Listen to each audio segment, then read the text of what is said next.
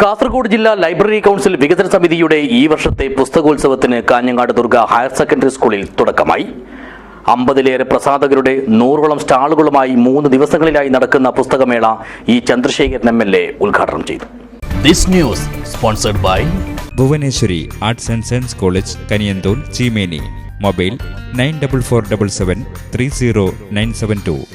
ജില്ലയിലെ ഗ്രന്ഥശാല പ്രസ്ഥാനത്തിന്റെ ആദ്യ പഥികരിൽ ഒരാളായ KK നായരുടെ നാമധേയത്തിൽ സജ്ജമാക്കിയ നഗറിലാണ് പുസ്തകോത്സവം നടക്കുന്നത്.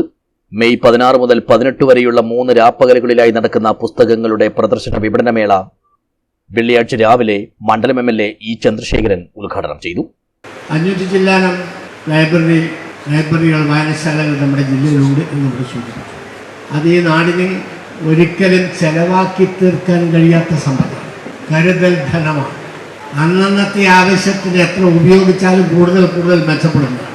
10,000ങ്ങൾക്ക് അവരുടെ വ്യക്തിത്വ വികാസത്തിന്, വ്യക്തിപരമായ വളർച്ചയ്ക്ക്, അറിവിന്, സമൂഹത്തിൻ്റെ നന്മക്ക്, സാംസ്കാരിക മുന്നേറ്റത്തിന് എല്ലാം വേണ്ടി ഉപയോഗിക്കാൻ കഴിയുന്നൊരു വലിയ വിളനിലമാണ് ഈ വിശാലമായ ലൈബ്രറി കൗൺസിലും അതിൻ്റെ പ്രവർത്തനമെന്ന് നമുക്കറിയാം.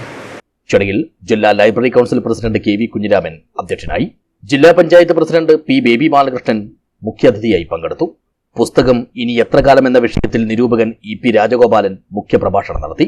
ലൈബ്രറി കൗൺസിൽ മുൻ സംസ്ഥാന സെക്രട്ടറി അഡ്വക്കേറ്റ് P അപ്പുക്കുട്ടൻ വിദ്വാൻ KK നായരെ അനുസ്മരിച്ച് സംസാരിച്ചു.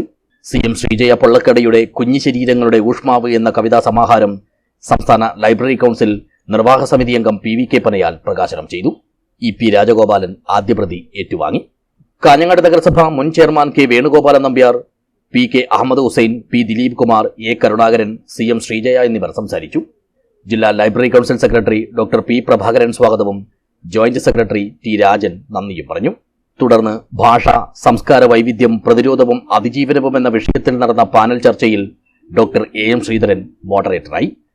Doctor C Balan, Nalappadam Padmanabhan, doctor KV Sajeevan, Vanitha R Shetty, P Damodaran എന്നിവർ സംസാരിച്ചു. വൈകുന്നേരം നടന്ന ONV കവിതാലാപന മത്സരവും പുസ്തകമേളയുടെ ആദ്യ ദിനത്തെ സമ്പന്നമാക്കി. News bureau, Kanhangad.